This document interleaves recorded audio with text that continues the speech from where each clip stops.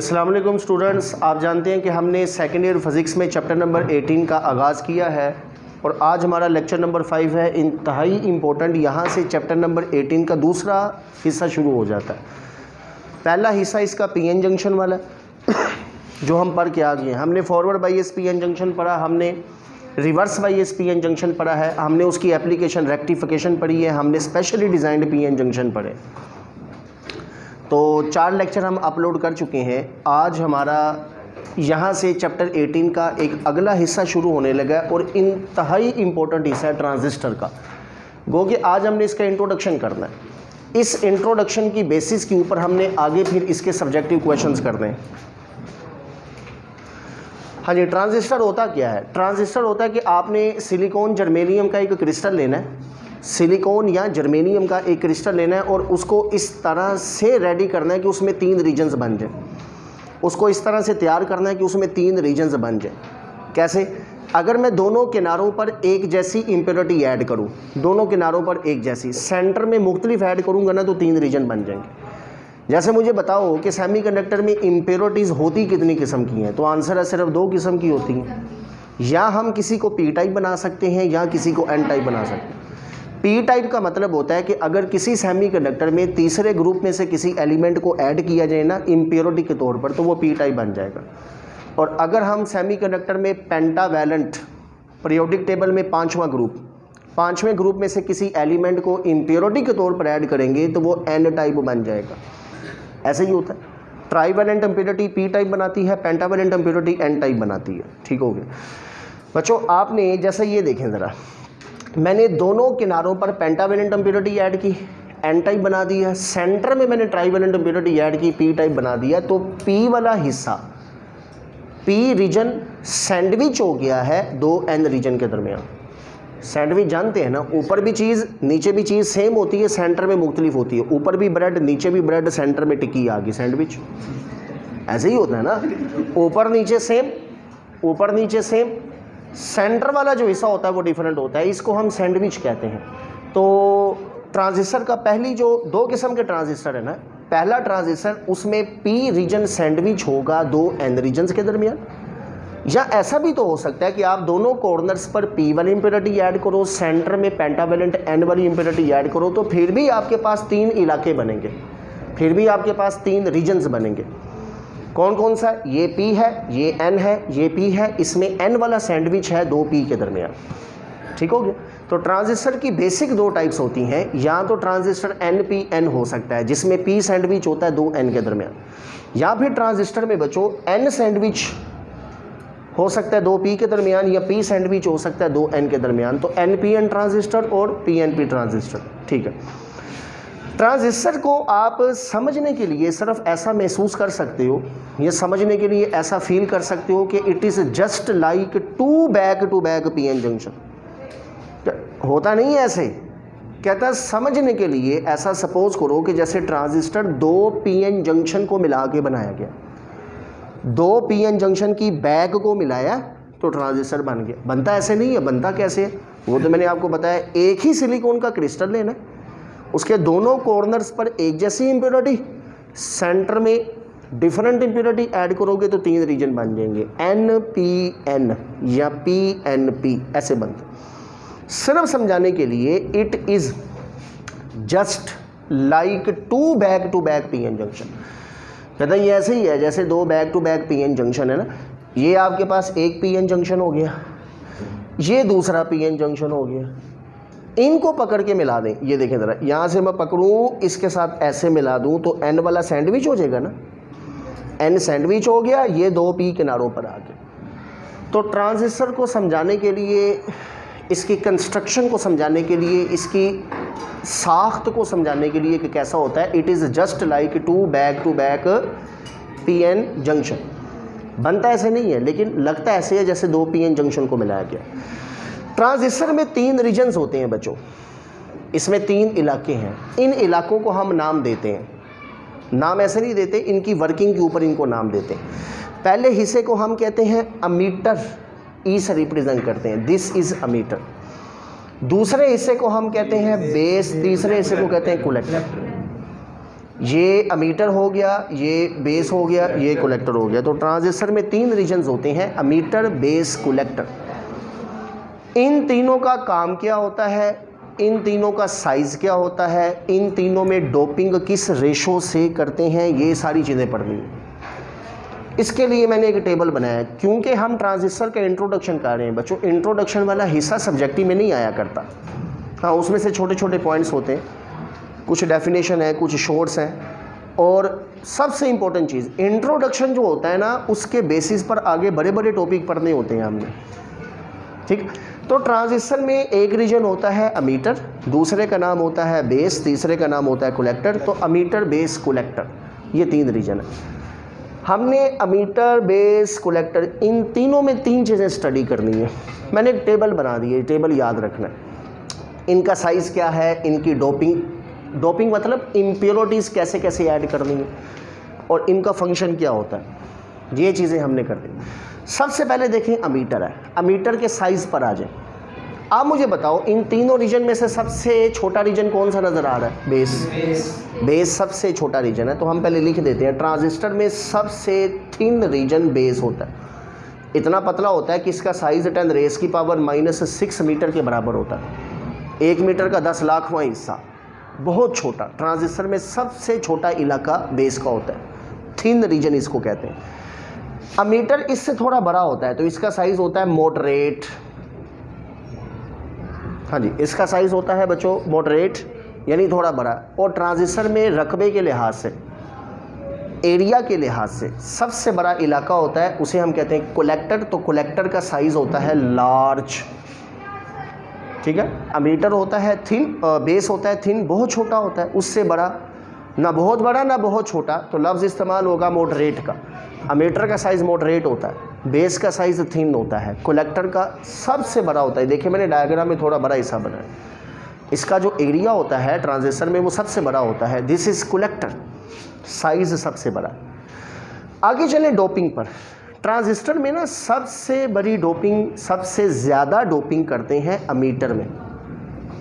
तो अमीटर में डोपिंग है हाईली डोप्ड, या फिर हम इसको कहेंगे लार्ज डोपिंग, ठीक है। दिस इज़ लार्ज, सबसे ज़्यादा डोपिंग जो होती है वो अमीटर में है। देखो कंपटीशन किस किस में है, अमीटर और कलेक्टर में होगा, क्योंकि ये पी है, कलेक्टर भी पी है, इन दोनों में कंपटीशन हो गया। अमीटर और कलेक्टर, इनमें कंपटीशन होगा। अमीटर और कलेक्टर में से देखें, बेस तो वैसे ही बड़ा छोटा होता है ना, उसको छोड़ दें। अमीटर और कलेक्टर में से सबसे ज़्यादा डोपिंग करते हैं अमीटर में। उसकी एक रीज़न है, वो मैं आपको फंक्शन में समझाऊंगा कि इसमें क्यों सबसे ज़्यादा डोपिंग की जाती है। तो सबसे ज़्यादा डोपिंग किस में होती है, लार्ज डोपिंग अमीटर में। बेस तो बेचारा बस ऐसे ही अपनी शनाख्त बरकरार रखे हुए है, इसके पल्ले है तो कुछ नहीं। इसमें डोपिंग सबसे समाल होती है, निग्लिजिबल, लाइटली डोप, सबसे कम डोपिंग। ये सारे एक ही लफ्ज़ हैं, यानी इतनी कम इसमें डोपिंग होती है कि जैसे इसका साइज़ बहुत छोटा है, उसी हिसाब से इसमें डोपिंग भी यूँ समझ लें चंद एटम्स हैं। जैसे मैंने 100 एटम्स ऐड किए इम्प्योरिटी के तौर पर अमीटर में, 60 ऐड किए कलेक्टर में, 5 ऐड किए बेस में। तो देख रहे इम्प्योरिटी 100 अगर अमीटर की है, 60 कलेक्टर की है, बेस की कितनी है, सिर्फ 5, तो बहुत कम हुई ना। तो बेस में जो डोपिंग होती है वो सबसे कम होती है, ये सबसे छोटा भी होता है, डोपिंग भी सबसे कम होती है। तीसरे नंबर पर कलेक्टर है। कलेक्टर में डोपिंग होती है मॉडरेट, ना ज़्यादा ना कम, मॉडरेट डोपिंग की जाती है, ठीक हो गया। तो अमीटर हाईली डोप्ड होता है, सबसे ज़्यादा डोपिंग अमीटर में की जाती है, उसके बाद कलेक्टर में होती है, और सबसे कम डोपिंग किस में की जाती है, बेस में। अब आ जाए ज़रा इनके फंक्शन पर। बच्चों अमीटर का लफ्ज़ निकला है अमिट करने से, निकालना। अमीटर्स मीन अमिट करना, बाहर निकालना। ट्रांजिस्टर अभी हम पढ़ेंगे, अगले लेक्चर में इसका करंट पढ़ेंगे ट्रांजिस्टर का। ट्रांजिस्टर में करंट के लिए चार्ज निकलते हैं अमीटर से। अमीटर चार्ज निकालता है, ऐसे अमिट करता है। इसने हमें चार्ज देने हैं, तभी करंट नहीं फ्लो करना है। वो जो चार्ज मीटर देगा ना, वो सर्किट में चलेगा, उससे करंट बनेगा। तो अमीटर का फंक्शन क्या है? इट प्रोवाइड्स, हाँ, provides the charges for the flow of current. Current को फ्लो करने के लिए जो चार्जेस हैं वो अमीटर हमें प्रोवाइड करता है। अमीटर हमें चार्ज, तभी तो इसमें डोपिंग ज़्यादा करते हैं। अगर n है ना, तो n में मेजॉरिटी चार्ज कैरियर्स कौन से होते हैं? नेगेटिव इलेक्ट्रॉन्स होते हैं। तो जब आप ज़्यादा n रखोगे तो इलेक्ट्रॉन की तादाद ज़्यादा होगी ना। तो वो जो जितने ज़्यादा मेजॉरिटी चार्ज होंगे करंट उतना इजीली फ्लो करेगा। तो अमीटर ने हमें ज़्यादा चार्ज देने होते हैं, इसलिए इसकी डोपिंग भी सबसे ज़्यादा की जाती है। इसमें ज़्यादा n बनाया जाता है, नंबर ऑफ़ इलेक्ट्रॉन ज़्यादा हो। अगर p है तो होल्स की तादाद ज़्यादा हो, यानी चार्ज कैरियर्स ज़्यादा होंगे तो करंट फ्लो होगा ना, इसलिए इसमें डोपिंग ज़्यादा होती है। बेस है बड़ा छोटा, डोपिंग भी कम है, लेकिन इसका काम बहुत बाकमाल है। यूँ समझ लेंगे सबसे बड़ा फंक्शन अगर किसी चीज़ का है ना तो वो बेस है। बेस का काम पता क्या है? बेस का काम है base control the collector current, base control the collector current.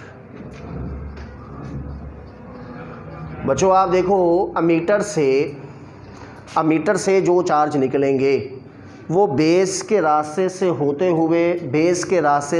हुए कलेक्टर में आएंगे। अमीटर से जो चार्जेस निकलने हैं वो बेस से गुजर कर किस में जाएंगे? कलेक्टर में। तो रास्ते में बेस पड़ गए हैं ना, इस बेस ने डिसाइड करना है क्या होने वाला है। तो कलेक्टर का जो करंट है ना वो बेस से डिसाइड होता है। ये मैं आपको अगले लेक्चर में समझाऊंगा।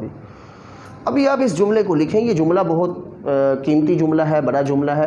ट्रांजिस्टर एज एन एम्पलीफायर इसी जुमले पर होता है। तो अभी इसको ऐसे रखें, इसका हम डिटेल पढ़ेंगे अगले लेक्चर में।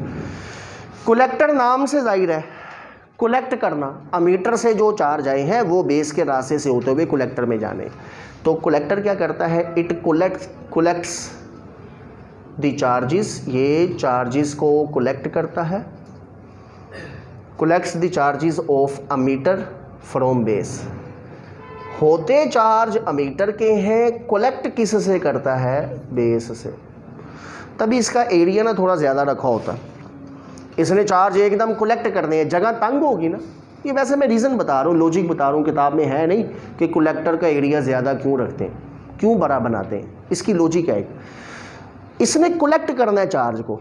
अगर जगह तंग होगी ना तो चार्ज जब कलेक्ट करेगा ना तो वो आपस में धक्कम पेल भर जाएगी चार्जेस में। चार्जेस जब ज़्यादा टकराएंगे, कोलाइड करेंगे तो हीटिंग इफेक्ट होगा, एनर्जी ज़ाया होगी हीट में। जब एनर्जी हीट में ज़ाया होगी तो बच्चों जब एनर्जी हीट में ज़ाया होगी तो वैसे ही टेम्परेचर बढ़ेगा, डिसिपेशन है, लॉसेस हैं। इसलिए हम जगह थोड़ी बड़ी कर देते हैं ताकि जब चार्ज कलेक्ट करे ना तो मसला ना हो इतना ज़्यादा, ठीक है। इसलिए इसका एरिया थोड़ा बड़ा रखा होता है ताकि जब चार्जेस कलेक्ट हों तो धक्कम पेल कम हो, कूलियन कम हो, हीटिंग इफेक्ट कम हो, एनर्जी लॉसेस कम हो। This is the function of ammeter base collector size doping function. ये आपने टेबल इसको ज़हन में रखना है। अब आगे ज़रा चलें सिंबल पर। ट्रांजिस्टर के सिंबल क्या होते हैं? हमने इसके दो सिंबल बनाए हुए हैं। कैसे बच्चों? एक तो आपके पास ये देखें, सबसे पहले आपने बनानी है दिस इज बेस। ये टेबल नहीं, जैसे टेबल की सरफेस है, ये मैंने बनाई है बेस। ये बेस है, इसके ऊपर रखनी है चीज़ें, इसको कहते हैं बेस। ये लिख देते हैं दिस इज बेस। इसके ऊपर रखा अमीटर भी कलेक्टर भी, this is ammeter, this is collector. इधर आ जाओ ज़रा, ये बेस है, ये टी शेप की बेस है। इसके ऊपर किस किस चीज़ को बिठाना है? अमीटर को, कलेक्टर। ये अमीटर हो गया, ये बेस है, ये कलेक्टर। अच्छा, ये ट्रांजिस्टर है NPN, ये ट्रांजिस्टर है PNP। अब पता कैसे चलेगा कि ये NPN है या PNP? हम लिखते नहीं हैं, सिंबल बनाते हैं। सिंबल से खुद ही पता चलता है कौन NPN है कौन PNP है। तो बच्चों अगर अमीटर पर एरो का साइन बाहर की तरफ हो, अमीटर पर एरो का साइन बाहर की तरफ हो, दिस इज़ NPN ट्रांजिस्टर। अगर अमीटर पर साइन अंदर की तरफ हो एरो का, ये PNP ट्रांजिस्टर। अब ये कैसे याद रखें? बाहर जा रहा है एरो का साइन के अंदर, इसकी भी एक लॉजिक है ना। देखें साइंस में विदाउट लॉजिक चीज़ें बहुत कम है। हर एक चीज़ के पीछे कोई ना कोई सोर्स होता है सोचने का कि इस बिना पर ये किया। देखो सिंबल बनाया है तो कुछ अकल इस्तेमाल की है कि एक बनाते हैं बेस, पहले बेस बनाई, उसके ऊपर दो चीज़ें रखी हैं। अब इसी तरह से एरो के साइन में भी है। करंट की डायरेक्शन किधर होती है? तो आंसर है करंट हमेशा पॉजिटिव से नेगेटिव होता है। इधर देखो ये पी एन पी में ये पी पॉजिटिव है, नीचे क्या है एन नेगेटिव, तो करंट की डायरेक्शन क्या होगी? पॉजिटिव से नेगेटिव, अंदर की तरफ आ रही है। ये एरो का साइन करंट की डायरेक्शन में है। इधर आ जाए ज़रा, एन पी एन में क्या होगा बच्चों? ये पी है, ये एन है, ये पी नीचे है, एन ऊपर है, तो फिर एरो का साइन बाहर की तरफ ही होगा ना, पॉजिटिव से नेगेटिव, ये ऐसे जाएगा। तो अमीटर पर जो एरो का साइन है वो करंट की डायरेक्शन के हिसाब से बनाया जाता है, सही है। अब ज़रा आगे आ जाएं, लास्ट पर इंतहाई इम्पोर्टेंट चीज़, बाईएसिंग रिक्वायरमेंट। बाईएसिंग क्या होती है? बाईएसिंग होती है बैटरी लगाना, वोल्टेज देना, ईएमएफ देना।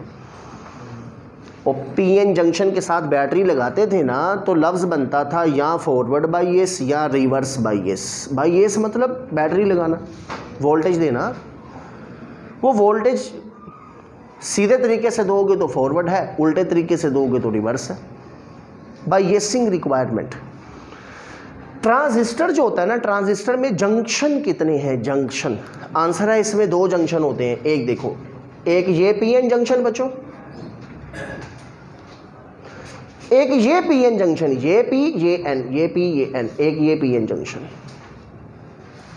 यहां पर भी देखें, एक ये पीएन जंक्शन है ये इधर, और एक ये पीएन जंक्शन है ऐसे, सही है। इसको हम कहते हैं एक अमीटर बेस जंक्शन है, एक कलेक्टर बेस जंक्शन है। एक अमीटर बेस होता है, एक कलेक्टर बेस होता है, दो जंक्शन है। एक का नाम है अमीटर बेस जंक्शन, एक का नाम है कलेक्टर बेस जंक्शन। देखो एक लाइन कलेक्टर बेस में है, एक लाइन अमीटर बेस में है। तो ट्रांजिस्टर में कितने जंक्शन हो गए? दो जंक्शन, ठीक है। ट्रांजिस्टर की अगर दुनिया में 100 एप्लीकेशंस भी होंगी ना, यानी ये 100 जगहों पर यूज़ होगा, 100 तरीक़ों से यूज़ होगा, एक चीज़ पक्की है वो ये है, ये नहीं बदलेगी। भले ट्रांजिस्टर को किसी भी पर्पस के लिए यूज़ करो, ये वाली चीज़ फिक्स है, ये याद करनी पड़ेगी आपको। इसके बगैर तो ट्रांजिस्टर अधूरा है, उसकी ज़िंदगी का मकसद ही ख़त्म हो जाता है। ये क्या है? ये सबसे पहले emitter base junction is forward बाईएस।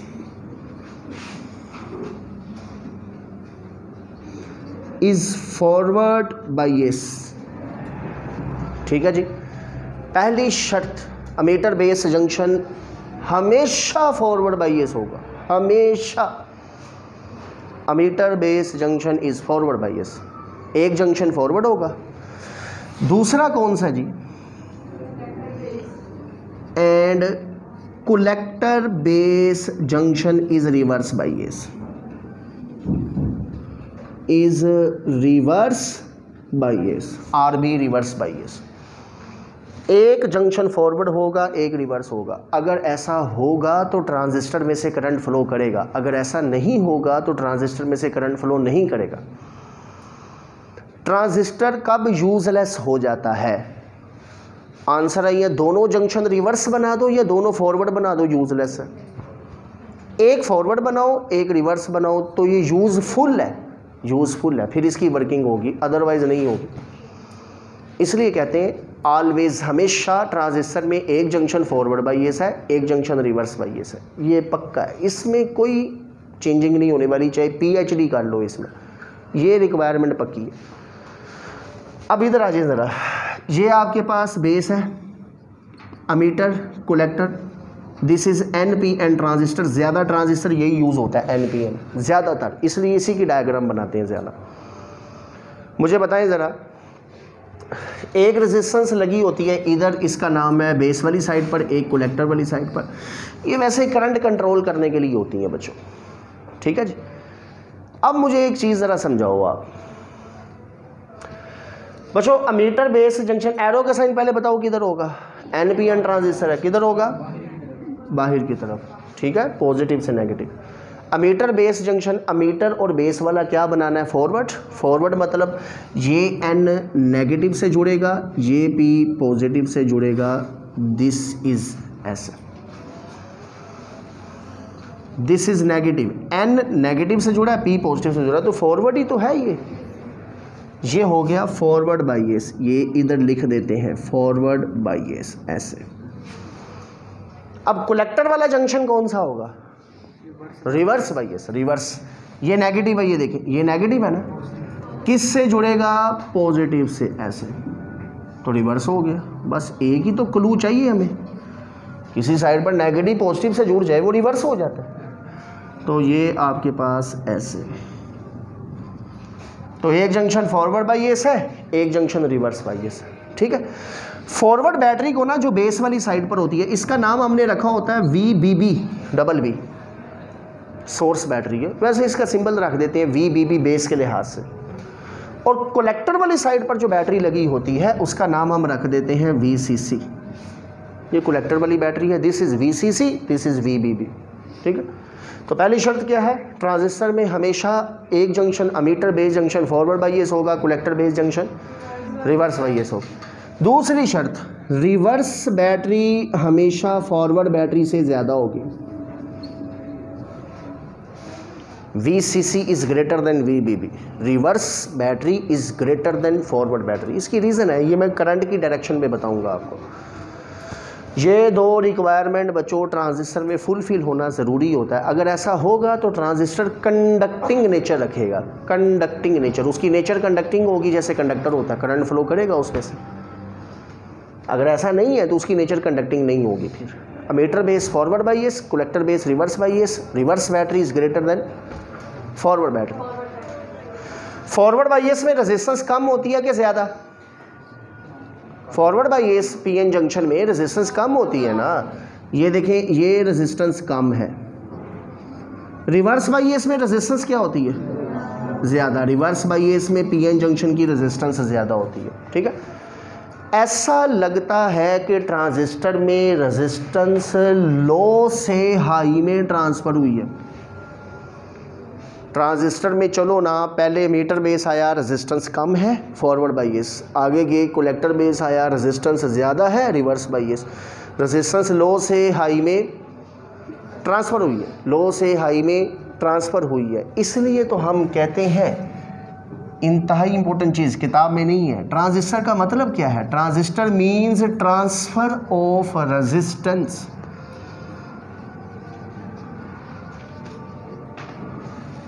Transfer से निकला है, रजिस्टर रेजिस्टेंस से निकला है।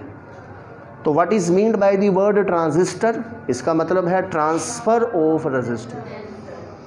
इसमें रेजिस्टेंस ट्रांसफर होती है, कैसे होती है, क्योंकि एक फॉरवर्ड होता है एक रिवर्स होता है। फॉरवर्ड में रेजिस्टेंस कम है, रिवर्स में ज़्यादा, तो लो से हाई में ट्रांसफ़र हो गई।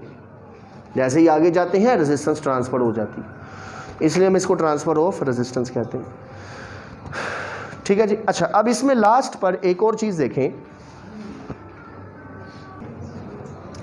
ट्रांजिस्टर को सर्किट में तीन तरीक़ों से यूज़ करते हैं। एक होता है कॉमन अमीटर कॉन्फ़िगरेशन, ये बुक में नहीं है लेकिन यूज़ हुए हैं, ये सर्किट यूज़ हुए हैं। मैंने बस एक छोटी सी चीज़ बतानी है आपको, ताकि ट्रांजिस्टर में हर तरह की चीज़ क्लियर हो जाए और आपको आगे टॉपिक में कोई मसला ना हो।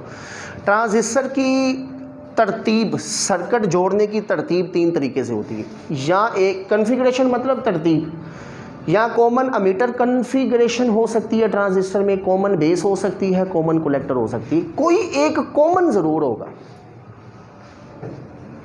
तीन ही तो चीज़ें हैं, अमीटर बेस कलेक्टर, इनमें से कोई एक कॉमन ज़रूर होगा जब भी इसका सर्किट जोड़ोगे। क्यों कॉमन होगा, देखो ज़रा, पहले इसको समझो। ये है बच्चों आपके पास अमीटर, मैं इनमें से ना कोई एक करवा देता हूँ। वैसे ट्रांजिस्टर एज एन एम्पलीफायर जब पढ़ेंगे उसमें ये यूज़ होगी, तो ये उस वक्त हो जाएगी। कॉमन बेस अभी करवा देता हूँ, कॉमन कलेक्टर फिर आप खुद ही समझ जाओगे, उसकी ज़रूरत नहीं है। ये अमीटर है, ये बेस है, ये कलेक्टर है, ये NPN ट्रांजिस्टर है। कौन सा, NPN ट्रांजिस्टर।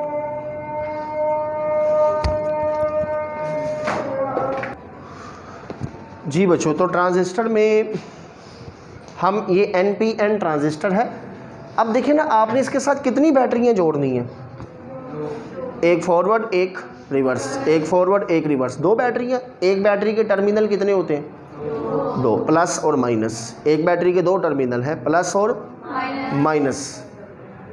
अगर 2 बैटरियाँ जोड़नी है तो टोटल टर्मिनल कितने बन गए? 4 तारें नज़र आनी चाहिए, 4 तारें मिलनी चाहिए, 4 तारें। अब देखें, हमारे पास तो इलाके ही 3 है। एक तार अमीटर से आई, एक तार बेस से आई, एक तार कलेक्टर से आई। तो मुझे बताओ, टर्मिनल 4 चाहिए, तारें 3, 2 बैटरियां लगानी है। हर बैटरी के 2 प्लस, एक प्लस एक माइनस होता है। एक forward battery plus minus, reverse battery plus minus, तो 4 तारें चाहिए ना। हम एक तार मीटर से, एक बेस से, एक कलेक्टर से निकालते हैं ना। ये तो 3 तारें होगी, चौथी कहाँ से लें? तो आंसर है फिर किसी एक से डबल तार लेनी पड़ेगी। जिससे डबल तार लेंगे ना, उसका नाम पड़ जाएगा कॉमन। अगर अमीटर से डबल तार लेंगे तो अमीटर कॉमन हो जाएगा, दोनों में आ रहा है ना, कॉमन मतलब दोनों में आ रहा है। बेस से लेंगे तो कॉमन बेस पड़ जाएगा।